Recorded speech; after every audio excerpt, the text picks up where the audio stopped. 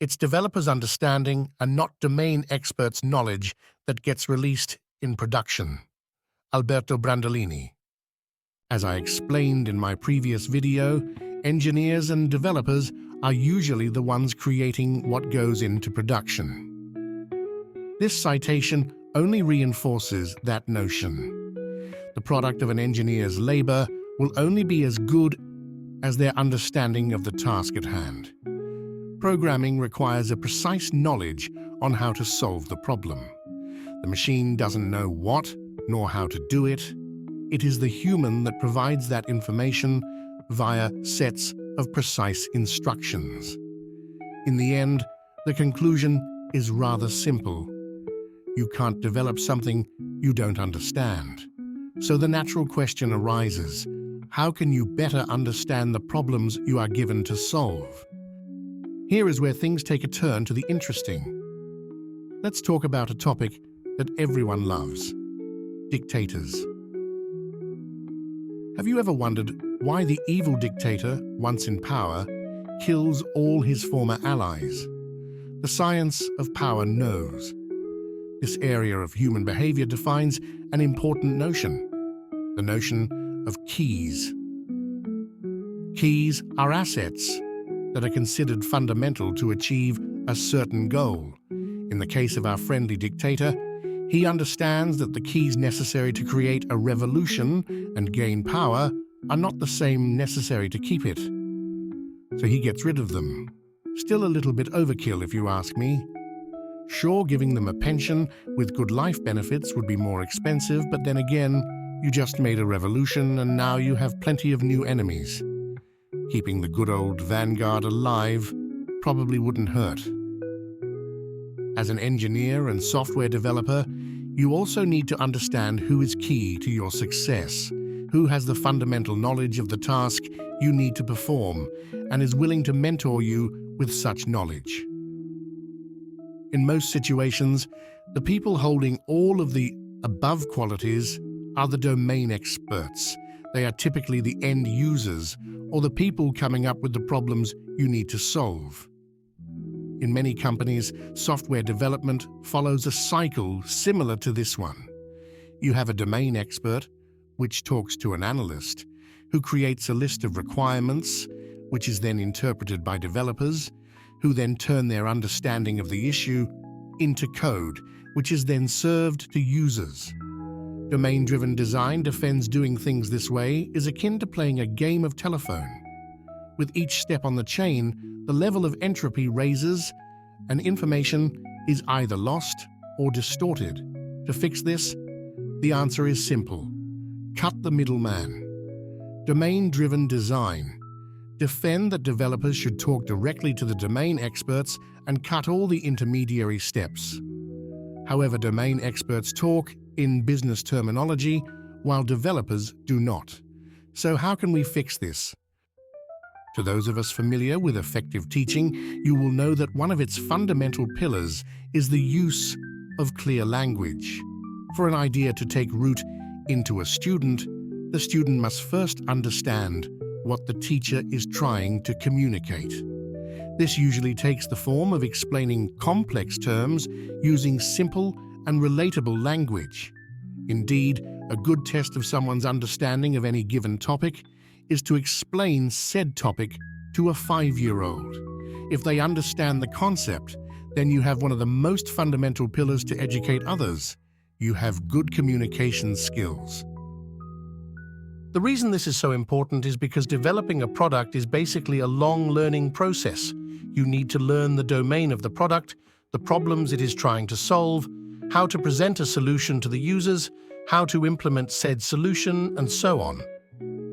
As Kinslow states in the NATO report, the design process is an iterative one. It consists of 1. Flowchart until you think you understand the problem. 2. Write code until you realize that you don't. 3. Go back and redo the flowchart. So in order to optimize this learning process, domain-driven design suggests the use of a new tool, the ubiquitous language. An ubiquitous language is a language shared between developers and domain experts, By sharing the same language, you can more easily transfer information from one side to the other, and vice versa. Sharing the same language means that an ubiquitous language is the language of the business. As an engineer, you will be talking about accounts, products, and flows, not about data structures, databases, or any other implementation details. How things are done is irrelevant. What matters is that the concepts and flows are represented. And much like any other language, ubiquitous languages also have rules. In our case, the main rule to follow is consistency. The American Heritage Dictionary defines consistency as uniformity of successive results or events. How many times have you made a statement that was not interpreted the way you wanted? How many possible interpretations can a given statement have? Consistency in ubiquitous languages means that the same statement always leads to the same interpretation given the same context. In order to achieve this, two rules are to be followed. No ambiguous terms. Any term used by the language must be precise given its context. No synonyms. If two terms are interchangeable, pick one and use it. Now that we have the tools needed to transfer information and knowledge from domain experts to developers, one must ask another question. What kind of information are we passing? In this context, we are passing a mental model of the expert's understanding to the developer, but what is a model exactly? Models are simplified representations of reality, abstractions. In the words of Edsger Dijkstra, the only mental tool by means of which a very finite piece of reasoning can cover a myriad cases is called abstraction. This means the only tool we as humans have to deal with problems of enormous scale is the tool of abstraction. By simplifying reality and removing unnecessary concepts for the representation of a problem, we are creating abstractions. A good abstraction is as small and precise as possible, while still holding all the relevant information to solve the problem at hand. Good examples of models are maps. Maps represent specific aspects of reality while ignoring others. For example, you will find subway maps very useful to know in which direction to go when inside a subway, but of no use to know the terrain elevation of your zone.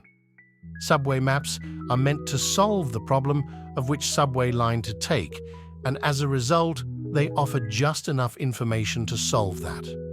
They don't have information about terrain, elevation, water levels, etc.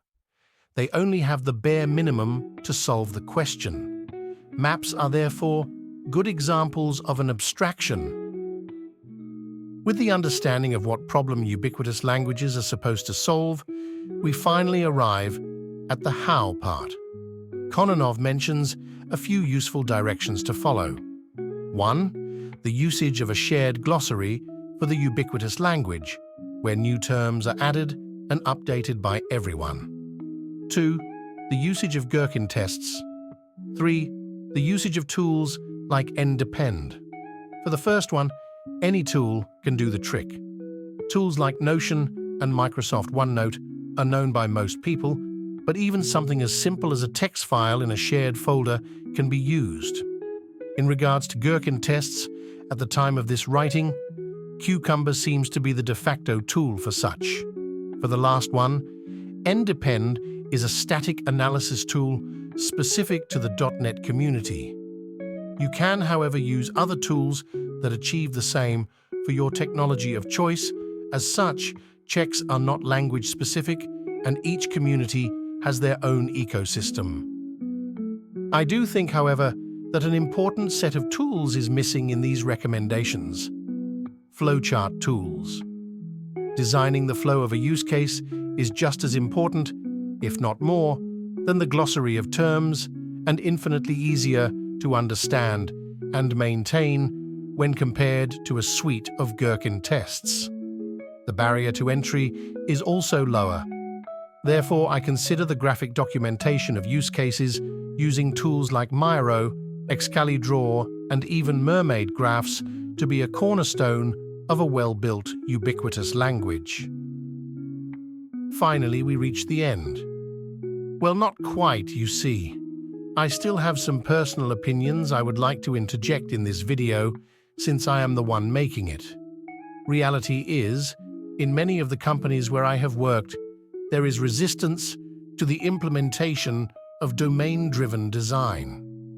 For starters, people who are in the middle, like analysts, tend to not like the prospect of being left out of the equation.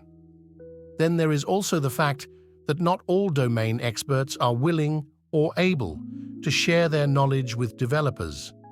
They may see themselves as too superior for such a job, don't like engaging in mentoring activities, or simply lack the time to engage in discussions with the lower levels of the company. Others, with more power in the company, may simply disagree with the approach altogether, not seeing the value in it. After all, if the company has worked without this approach, why invest time and effort into a system that, in their eyes, is not even broken? Consequently, we enter the topic of soft skills and trade-offs once again. If you work in a big company, odds are you won't be able to apply domain-driven design as is, but you can adapt it to your organization. You should not take this new approach to development as a Bible, but rather as guidelines that can serve you. In my case, the developers were responsible for creating and keeping the ubiquitous language documentation on their own without any help. We treated our analysts as domain experts and discarded the process of creating models for brownfield projects, trying to focus our energy on greenfield projects. This approach is far from perfect, but I do feel that it is better to have something rather than nothing. Gherkin tests may never become a reality, but if you can grasp the main ideas behind this ideology and create the right abstractions, then you will still enjoy some of the benefits of developing software like this. And we are finally done with Chapter 2. I hope you enjoyed and learned a lot. If you would like to see more content like this, feel free to like, comment, and subscribe. I wish you all the best, and I hope to see you again for Chapter 3.